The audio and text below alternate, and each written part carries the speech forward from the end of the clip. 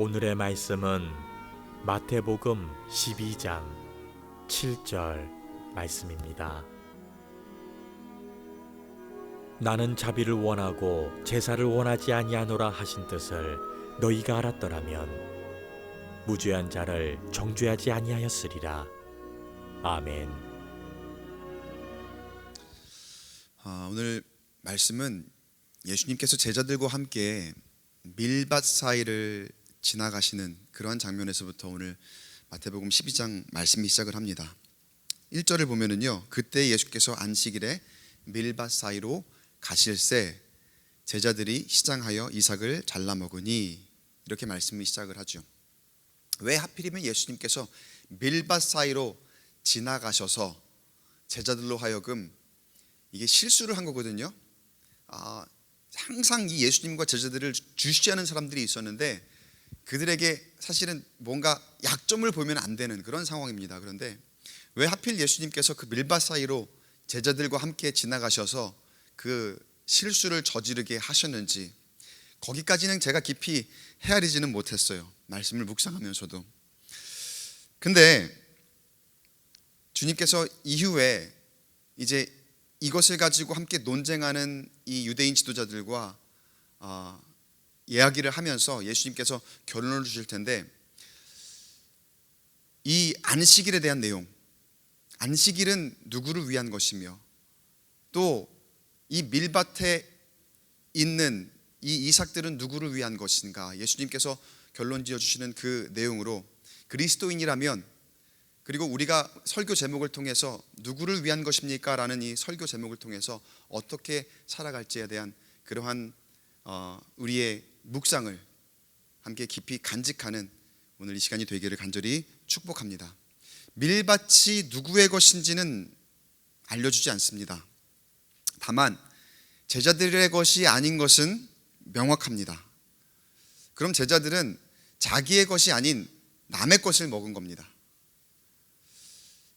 왜 먹었습니까, 여러분?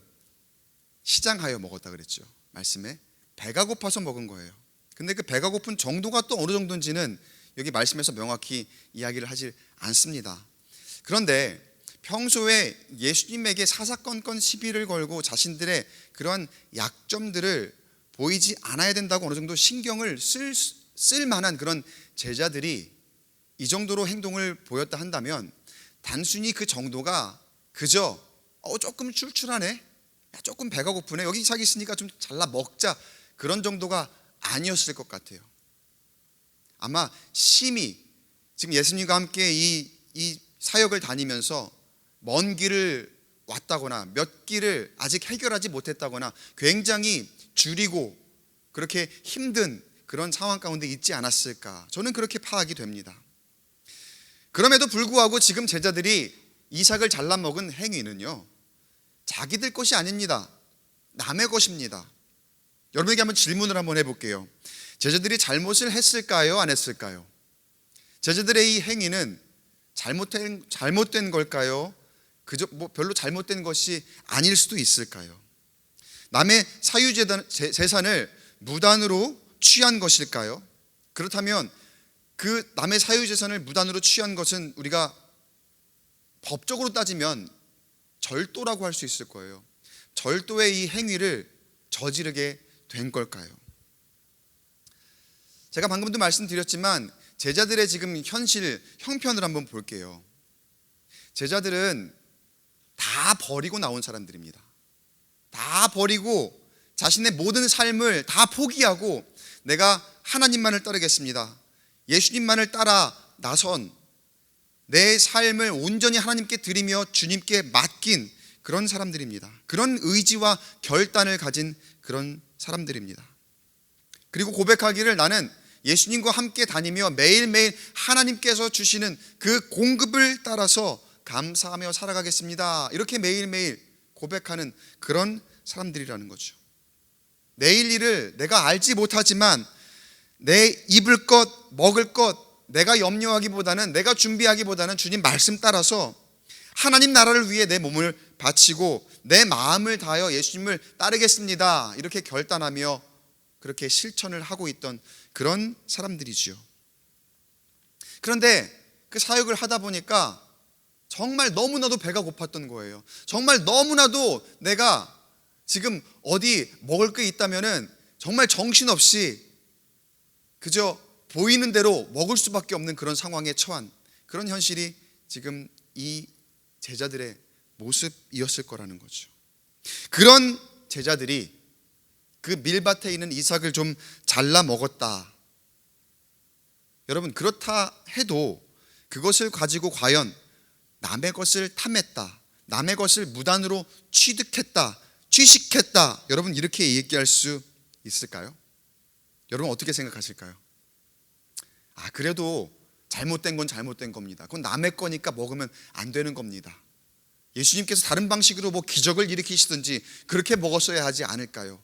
그렇게 생각하시는 분들도 있는가 하면 뭐 그 정도 가지고 그 정도는 충분히 할 수도 있는 거고, 거기에 뭐 밀밭 주인이 지키고 있는 것도 아닌데 그 정도는 괜찮을 것 같습니다. 그렇게 생각하시는 분들도 있을 것 같아요.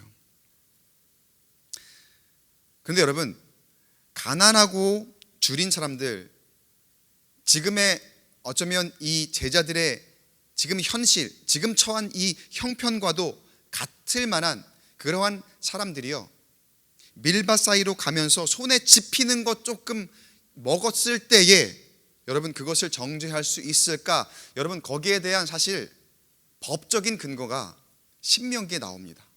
거기에 대한 답이 신명기 23장 25절에 나오는데, 말씀을 제가 읽어드리면요, 내 이웃의 곡식 밭에 들어갈 때는 내가 손으로 그 이삭을 따도 되느니라. 그러나 내 이웃의 곡식 밭에 낫을 대지는 말지니라. 신명기 법에 하나님께서 이렇게 딱 명확하게 근거를 제시해 주신 부분이 있더라는 거예요. 신명기 법에는 이삭은 먹기는 먹어도 되는데 거기에 낫을 대지는 말아라. 이 말은 무슨 말입니까?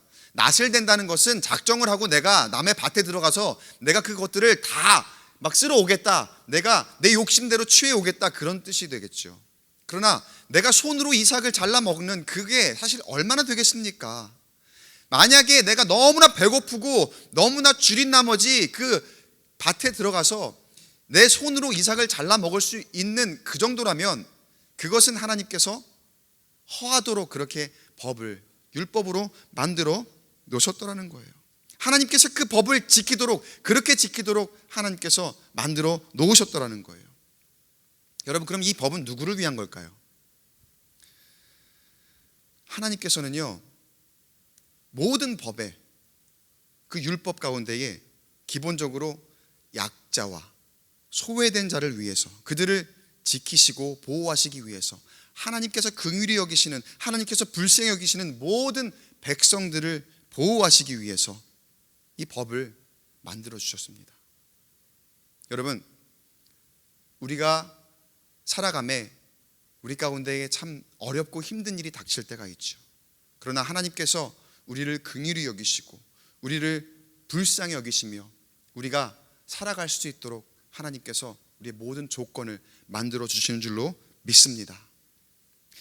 제자들이 잘라먹은 이 밀 이삭이 누구를 위한 것이라는 겁니까? 이 제자들을 위한 것이라는 거예요. 지금 현실에, 지금 상황에 맞춰 봤을 때는 제자들을 위해서 사실은 제공된 것이나 마찬가지라는 거죠. 당시에 법으로 보나 풍습으로 보나 밀 이삭이라고 한다면 손으로 잘라 먹기만 한다면, 낫으로 베는 것이 아니라 손으로 잘라 먹기만 한다면 가난하고 소외되고 배고픈 사람들을 위해서는 얼마든지 열려 있는 것이었습니다. 그거는 밭 주인이 보더라도 뭐라고 할 수 없는 그런 상황이라는 거죠. 그런데 밭 주인도 뭐라고 하지 않을 그 상황에 바리새인들이 제자들의 그런 모습을 보고 그 때를 포착합니다. 그리고 놓치지 않고 예수님을 비난할 꼬투리를 잡는데 12장 2절 말씀입니다. 바리새인들이 보고 예수께 말하되 보시오, 당신의 제자들이 안식일에 하지 못할 일을 하나이다. 자, 여기서 보세요 여러분. 바리새인들이 말하는 제자들이 하지 못할 일이란 무엇일까요? 제가 서두에 먼저 말씀드렸던 그 밀밭을 지나가며 이삭을 잘라먹은 행위를 이야기하는 것일까요? 아니면 안식일인데 안식일에 먹는 행위를 하는 것 그 자체일까요? 저는 둘 다 아니라고 봐요. 사실은 바리새인들이 제자들이 하지 못할 일이라고 하는 건 아무런 근거가 없습니다. 그저 꼬투리를 잡기 위한 것밖에 되지 않는 거예요. 꼭 보면 우리도 말이 안 되는데 꼬투리를 잡고 늘어지는 그런 사람들을 보죠. 우리 주변에 무언가 다툼을 할 때, 싸움을 할 때에 싸움에서 이기기 위해서 억지를 부리는 그런 사람들을 우리가 주변에서 많이 봅니다. 뭐 어떤 싸움이 됐든지 간에 보통 싸움은 처음부터 막 진흙탕 싸움이 되는 그런 싸움은 없는 것 같아요. 별로 없습니다. 처음에는 말로 해요.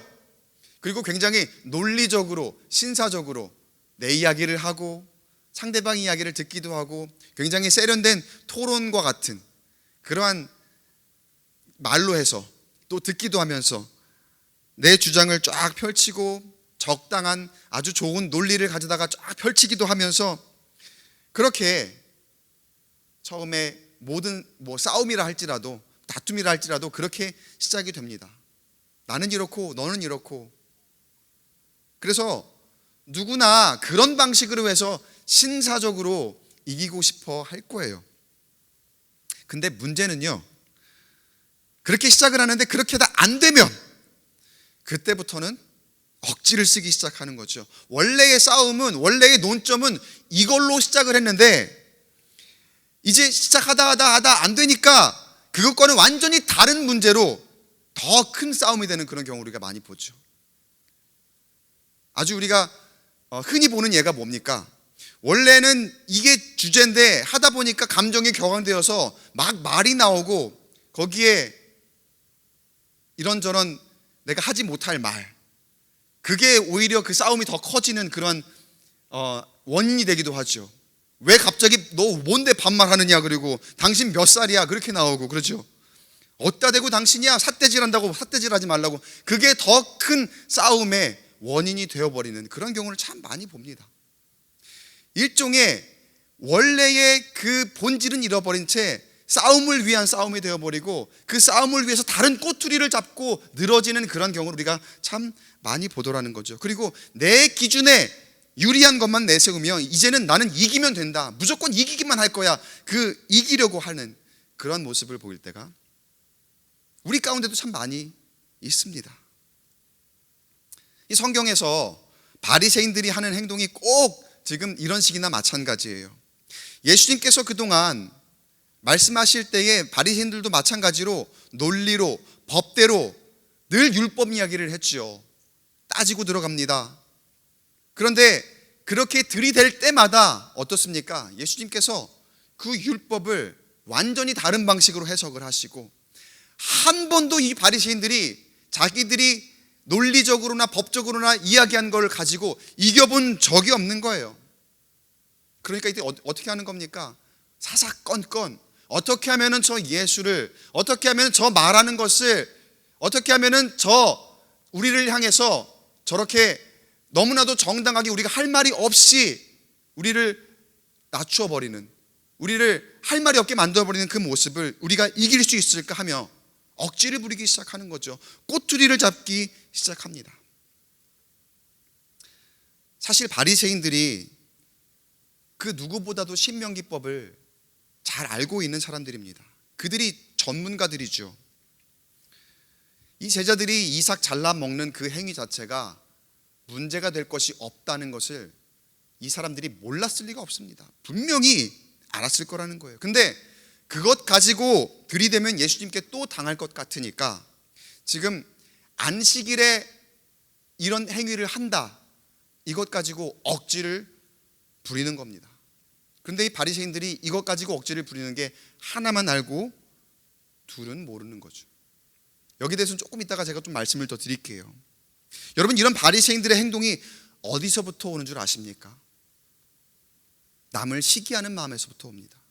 예수님을 시기하고 예수님을 질투하고 내가 그동안 가졌던 그 기득권을 잃어버리는 것에 내가 그동안 누렸던 나의 그 권리를 잃어버린다고 생각하니까, 그것들을 모두 예수님께 빼앗겨버린다고 생각하니까 그걸로 인해서 자기에게 시기하는 마음이 생기고 질투하는 마음이 생기죠.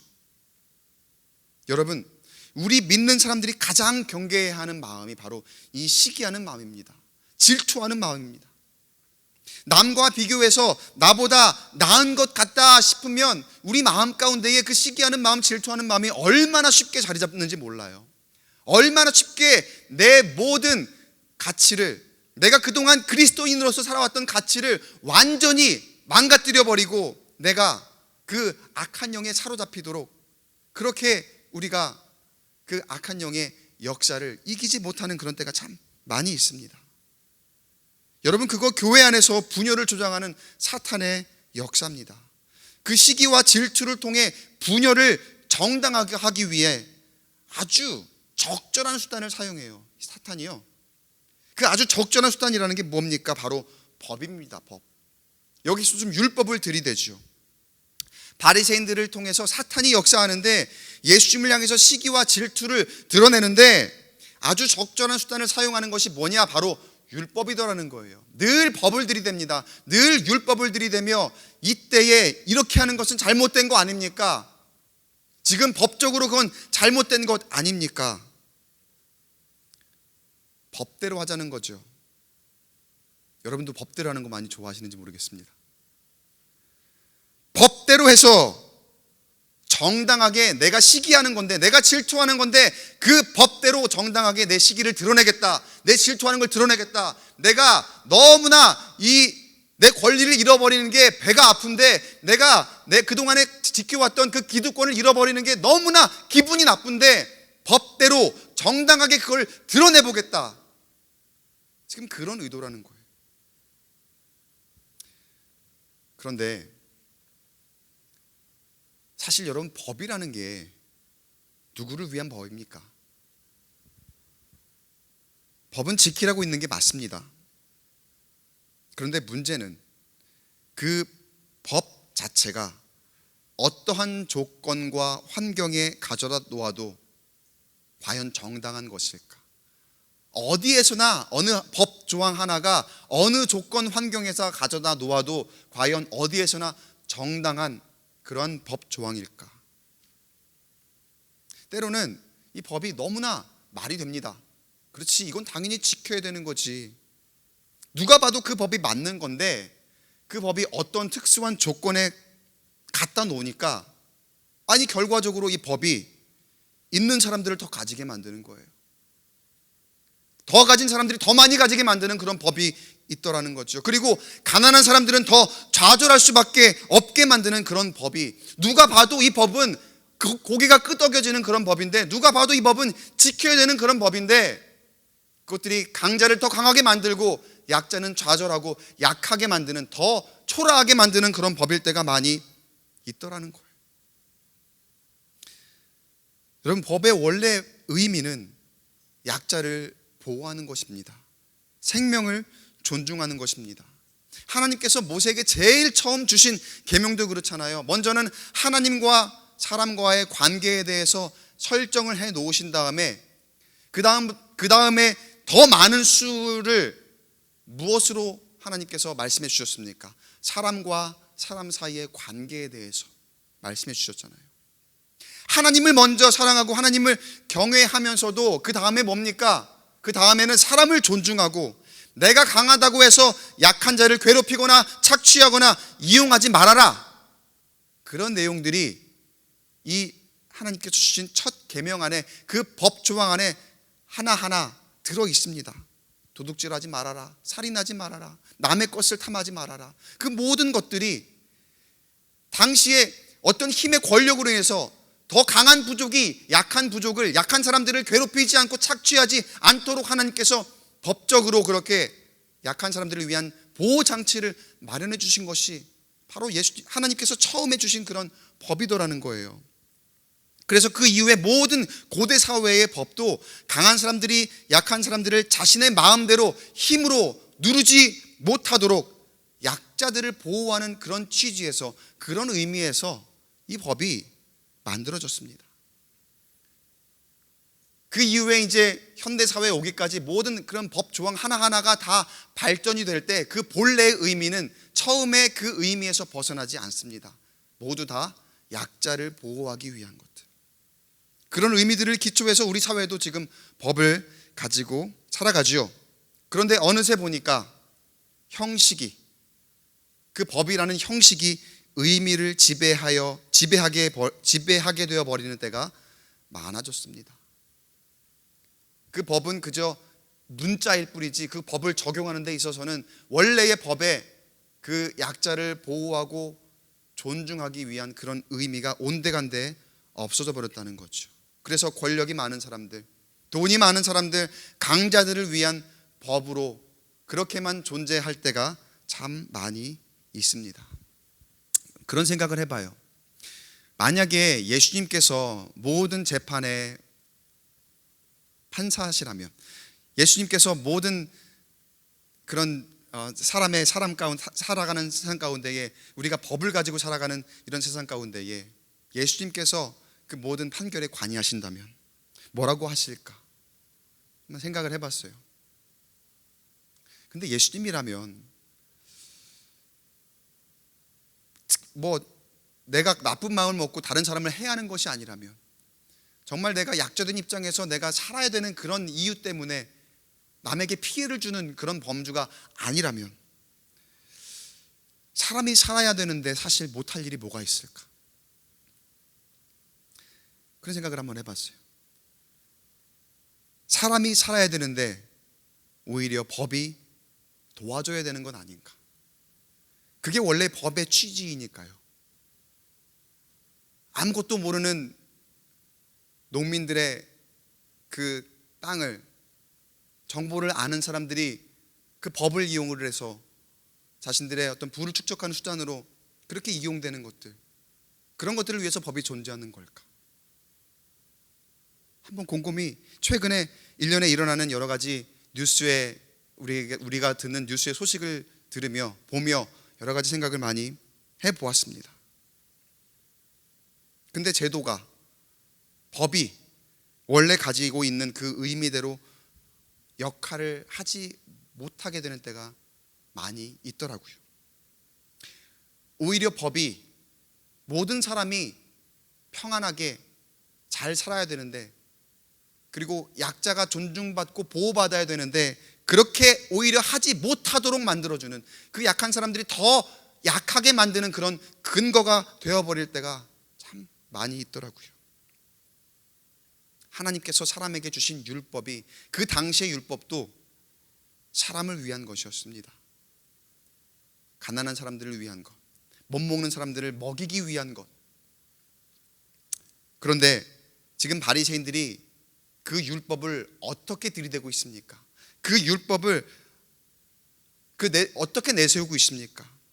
진정한 그 법의 의미보다는 형식을 중요하게 생각합니다. 지금은 안식일이잖아요. 안식일에는 아무것도 하면 안 되는 거예요. 근데 뭐 하는 겁니까? 굶어 죽어도 안식일에 뭐 하면 안 돼요. 지금 바리새인들의 논리는 이런 거거든요. 원래의 그 법의 전문가라는 사람들이, 율법을 누구보다도 능통하게 꿰고 있는 그런 사람들이 그 율법의 진정한 의미에 대해서는 전혀 생각하지 못한 채, 하나님께서 그 주신 그 법의 진정한 의미는 자신들이 생각하려 하지도 않은 채 그 법의 형식만을 가져다 예수님을 시기하기 위한, 예수님을 질투하기 위한, 예수님을 어떻게 하면 내가 더 골탕을 먹일까, 죽일까, 그렇게 의논하기 위한 그러한 수단으로, 정당하게 자신의 마음, 자신의 생각들을 드러내기 위한 그러한 수단으로 전락시켜 버렸다는 거예요. 이런 바리새인들에게 예수님께서 7절에, 오늘 우리가 읽은 말씀이죠, 이렇게 말씀하십니다. 우리 한번 한 목소리로 같이 읽어보겠습니다. 시작. 나는 자비를 원하고 제사를 원하지 아니하노라 하신 뜻을 너희가 알았더라면 무죄한 자를 정죄하지 아니하였으리라. 하나님께서 중요하게 여기시는 건 뭐라는 겁니까? 형식적인 제사가 아니라, 아무리 안식일을 거룩하게 지킨다, 내가 형식을 잘 지킨다, 그렇게 한다 하더라도 사람을 생각하는, 사람을 사랑하는, 사람을 향한 자비로운 마음, 그런 것이 없다면 그 제사, 그 형식 아무것도 아니라는 거예요. 아무리 제사가, 아무리 예배가 화려하고 겉으로 보기엔 거룩한 형식을 갖추었다 하더라도 그 형식으로, 그 예배로, 그 제사로 오히려 사람에게 상처를 주거나 오히려 사람을 차별하거나 사람을 사랑하지 못하게 만드는 그러한 것이라면 그 예배가 아무짝에도 쓸모가 없다는 거예요. 그건 하나님 받으시는 예배도 아니고 그 예배는 소용이 없다는 말입니다. 지금 그 바리새인들이 이야기하는 그 안식일, 만약에 안식일이 그러한 거라면 그 안식일은 오히려 우리가 지킬 필요도 없고 그 안식일은 우리에게 아무런 의미가 없는 것이라 이렇게 예수님께서 말씀해 주고 계시는 거예요.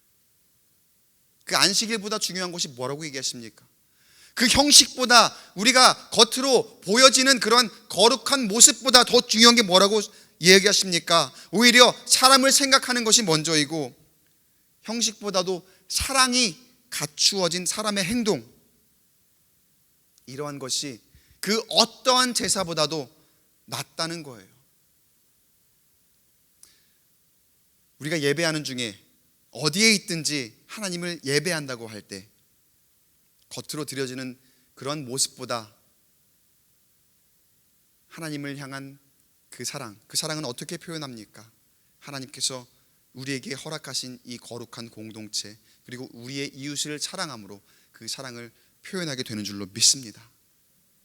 우리 교우들을 사랑하시고 또 우리 교회 몸된 공동체, 그리스도의 몸된 공동체, 그리고 그 지체들을 사랑하심으로 그 예배가 온전하게 드려지는 우리 광교 꿈의 교회의 모든 성도님들이 되시기를 주의 이름으로 간절히 축원합니다.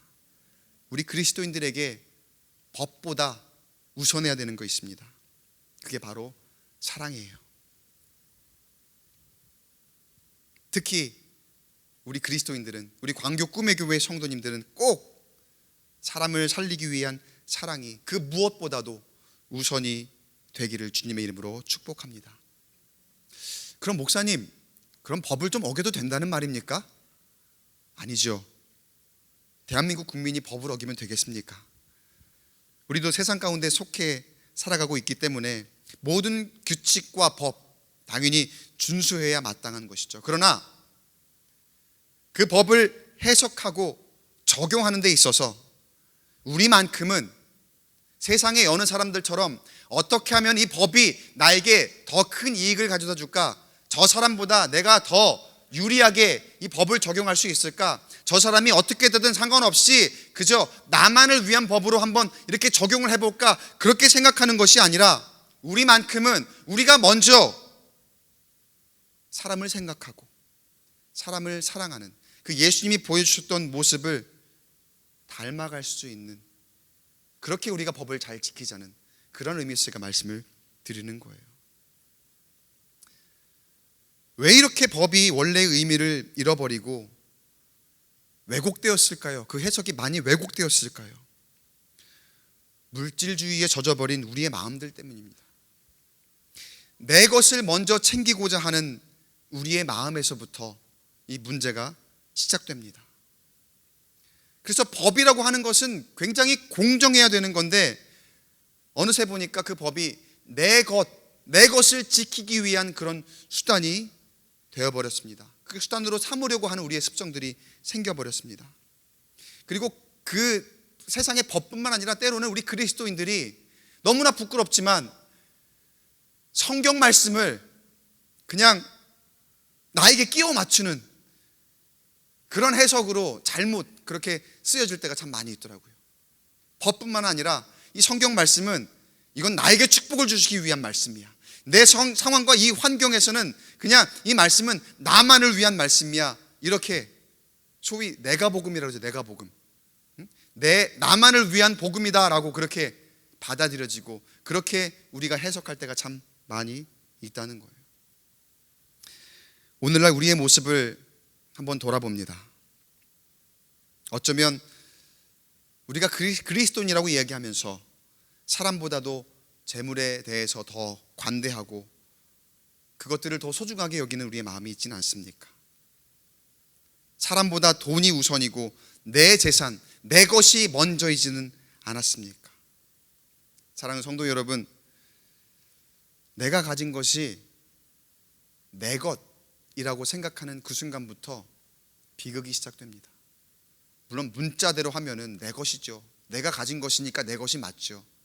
문자대로 하면은 그게 맞지만, 그런데 보면은 다 내 거야, 이것도 내 것이고 저것도 내 것이야 라고 하는 순간부터 보니까 영적인 침체가 시작이 되고 우리의 그 영적인 견고함이 무너지는 그런 비극이 거기서부터 시작이 되더라고요. 그럼 어떻게 하면 됩니까? 간단합니다. 내가 가진 모든 것이 하나님의 것이라 인정하면 될 줄로 믿습니다.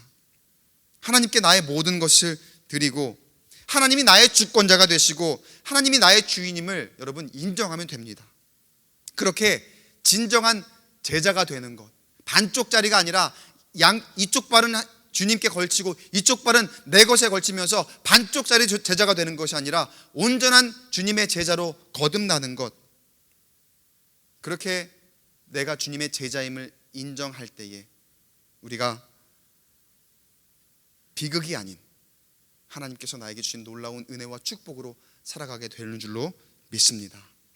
사랑하는 성도 여러분, 하나님의 것이다 인정하면 하늘의 복으로, 내가 생각할 수 없는 평안으로, 세상에 줄 수 없는 더 놀라운 축복으로 하나님께서 부어주실 줄로 믿습니다.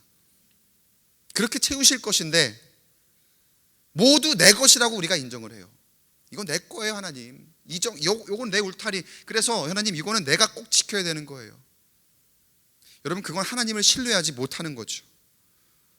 하나님의 것으로 내가 다 인정하지 못한다면은 다 내 것이라고 할 수밖에 없더라고요. 그리고 그 순간 소유가 그거를 지키기 위한 그 집착으로 점점점 변질되기 시작합니다. 바리새인들을 보세요. 지금 사람들보다 더 귀한 것이 자신들의 기득권입니다. 그래서 율법을 자신들만을 위한 것으로 만들어버립니다. 자기들의 소유라고 생각하고 점점 그것이 집착으로 더 깊은, 더 큰 집착으로 그렇게 변질되어져서 그 율법으로 인해서 더 얼마나 많은 사람들이 고통당하고 있는 그 사실에 대해서는 관심이 없어요. 그저 내가 지금 기쁜 나쁘니까, 내가 지금 이렇게 기득권을 잃어버린 데에서 정말 마음이 상해 있으니까 그런 것들을 회복하기 위한 그런 억지만을 부리고 있더라는 거죠. 사람이 배가 고픈데 그냥 단순히 그냥 한 끼 굶어서 출출한 그 정도가 아니라 사람들이 병들어 죽어갈 수도 있는데 그럴 때에도 율법 타령하면서 이날의 안식일 규정을 어기는 건 말이 안 됩니다, 이런 식으로 꼬투리를 잡고 억지를 부리는, 자기만을 위해서 율법을 들이대는 이 바리새인들의 모습. 그런데 여러분, 우리의 모습이 바리새인들과 그렇게 다르지 않을 때가 많다는 거예요. 너무나도 일상 가운데서 내 것만 따지고 챙기고 그렇게 하다 보면 다른 사람들이 얼마나 부족하고 어떻게 어려움을 겪고 있는지, 내 이웃이 어떤 사람들이 있는지 그런 건 알지도 못해요. 관심도 가지지 않습니다. 내 몸뚱아리, 내 식구 챙기느라 내 이웃의 삶 가운데에, 우리 교회 안에서 삶 가운데에 어떠한 일이 일어나고 어떠한 환경에서 사람들이 힘들어하는지 전혀 돌아보지 못할 때가 많이 있더라는 거죠. 여러분, 지금 코로나 때, 이때 내 것 움켜쥐는 것이 그 어느 것보다도 강하게 드러날 때입니다.